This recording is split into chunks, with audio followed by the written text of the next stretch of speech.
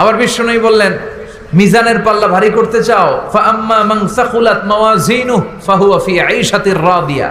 মিজানের পাল্লা যারা ভারী করতে চাও তারা দুইটা জিকির করবা, সুবহানাল্লাহি ওয়া বিহামদিহি সুবহানাল্লাহিল আযীম। এই দুইটা শব্দ কালিমাতান হাবিবাতান ইলার রহমান, আল্লাহর কাছে খুব প্রিয়, সাকিলাতানি ফিল লিসান।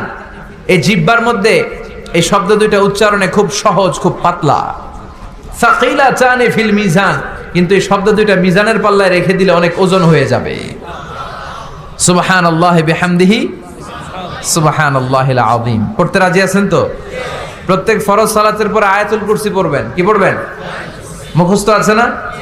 এটা পড়ে ফু দিলে কোনো জিন পড়ি, ব্ল্যাক ম্যাজিক কোনো কিছু আপনারা ধরতে পারবে না।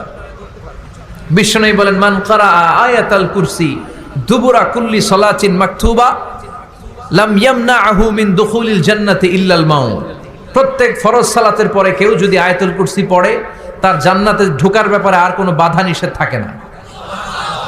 একটা জিনিস ছাড়া, সুবহানাল্লাহ, আরেকটু পরে কোন একটা জিনিস ছাড়া, ইল্লাল মাউত, সেটা হচ্ছে মৃত্যু।